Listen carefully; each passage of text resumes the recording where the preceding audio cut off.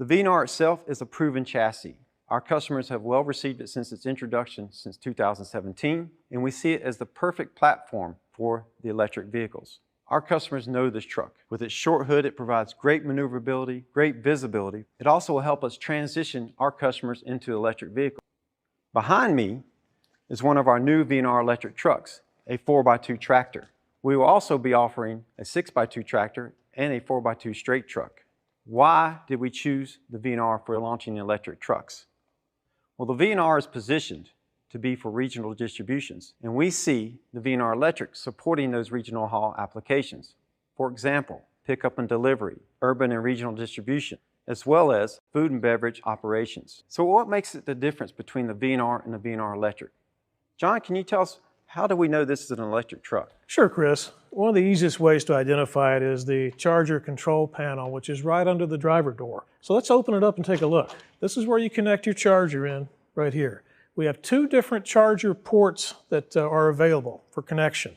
We have the CCS1 and the CCS2. That stands for Combined Charging System 1 or 2. So with this plug, you're going to plug your charger in. The charger has to be a charger that can handle up to 1,000 volts. So that actually pushes the amperage into these batteries as big as they are, so we can charge them quickly. The controller from the truck will have to communicate to the controller from the charger, so you will see a yellow light flashing when they start the communication process. When they link up and you start the charge, you will have a green light flashing, meaning the vehicle is charging. Now the VNR Electric can handle up to a 150 kilowatt charger. That's maximum. With that style charger, we can actually charge up to 80% in about 70 minutes.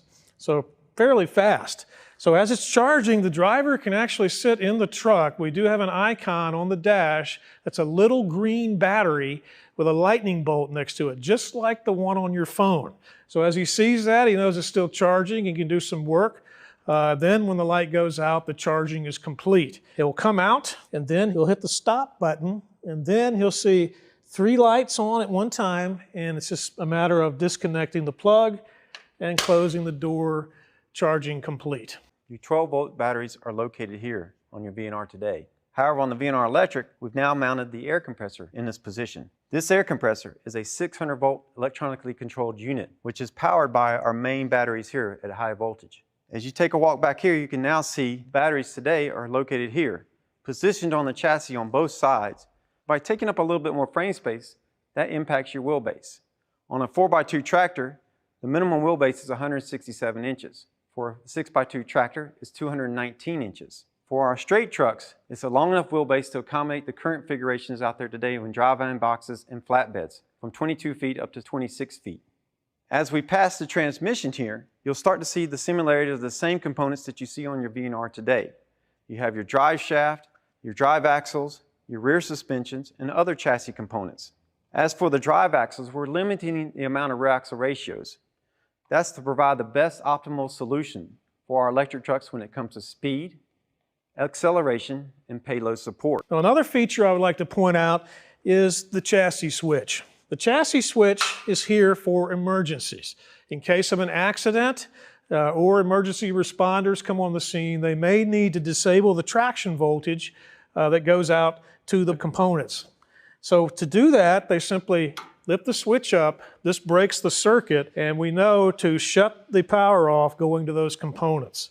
Also, for peace of mind, these are connected trucks. They're actually communicating through telematics with our uptime center in Greensboro. So we know longevity of batteries are extremely important. So our experts in Greensboro will monitor the performance of these batteries as they go over the years to make sure they're maintaining the proper state of health. And if anything has gone awry, we'll definitely investigate to see what's going on. The batteries are the lifeblood of the VNR Electric. We have 4 batteries that make up the energy storage system. Each battery is 66 kilowatts, so times 4, we have a total capacity of 264 kilowatts. They're designed for long life and reliable performance. As you look at the batteries, notice we have a cage around them to protect them from side impacts. So they're designed to take a hit from a car from over 30 miles per hour direct or from the side. They're easily accessible to remove by removing this gate or this barrier. Once this is off, by removing the volts, we can actually get to that and move the batteries out in case they need to be serviced sometime in the future. When you look at the tops of the batteries, notice that we have a triangle on there with a lightning bolt. These are 660 volt batteries, so this just indicates that, hey, this is a high voltage component. Also, when you look, you'll notice we have orange cables. The orange cables connecting the battery or any other component that is connected to what we call traction voltage, 660 volts.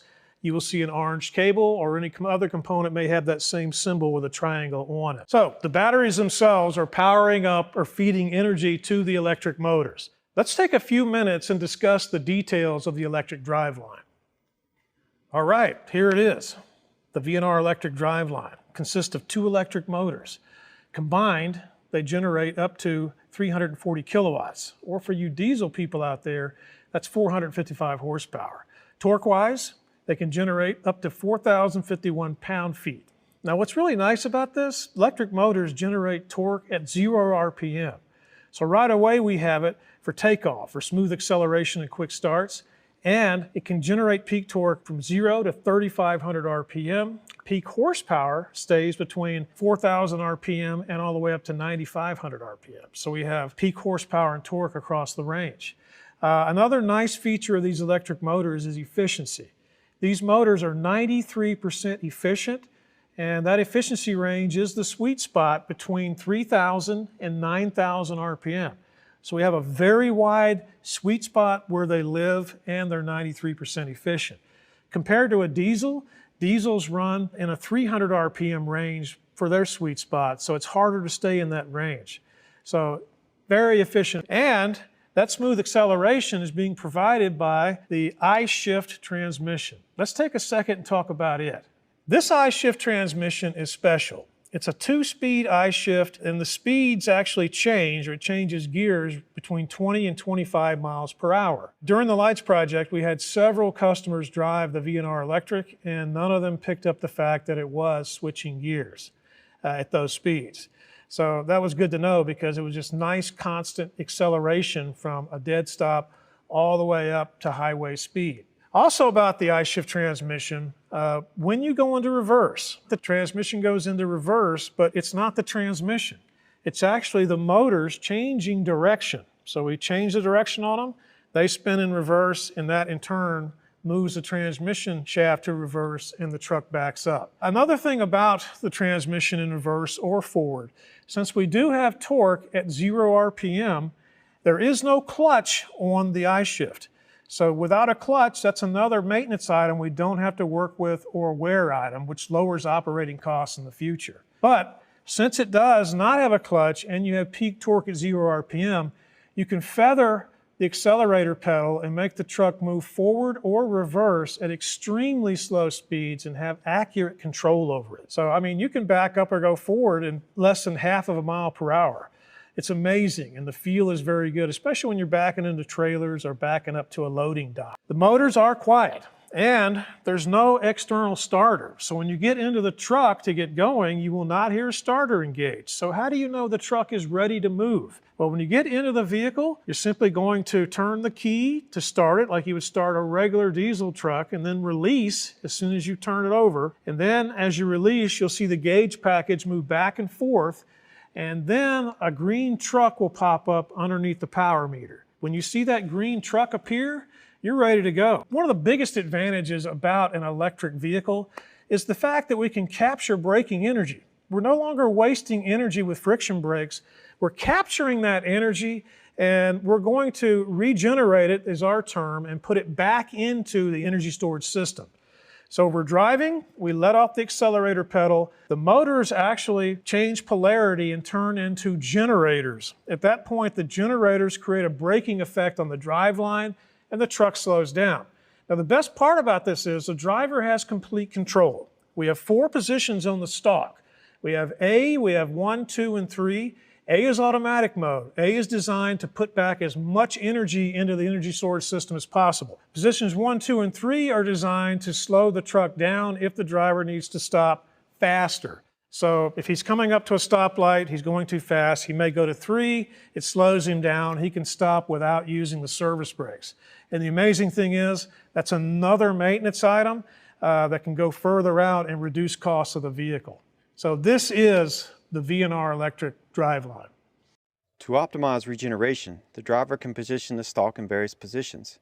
A position, which is the automatic position, is the best practice for everyday driving. When needed, the stalk can be positioned into levels 1, 2, and 3 to achieve more braking for regeneration. The truck provides the driver with the necessary information, making sure they are fully informed on the condition of the vehicle.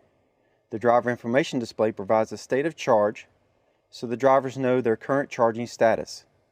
Drivers can check their performance with the energy economy display, showing the miles to empty, remaining charge, along with the kilowatt to mile usage. The display also provides alerts and warnings to the driver when needing to take necessary actions. This information will be key when it comes to helping coach the drivers in the operation of the trucks. Let's take a look under the hood. Now, because this is an electric vehicle, the accessories that are normally handled by a fan drive, we have to handle electrically. So on top of the modular power box, you see two AC compressors. These are 24-volt compressors each, and this is where we get our cooling effect in the HVAC system. Also notice we have extended life cooling reservoir here. This reservoir handles the coolant that travels through the truck, through all the major components, electrical components, the transmission, electric motors, through the batteries. It all recirculates around and comes back to the radiator. To cool, we have 4 electric drive fans, and depending on need, they're independent of each other. And we also have heaters in line on the other side to heat the coolant when it's cold outside to keep the batteries and components warm. So this is the passive coolant system for the VNR electric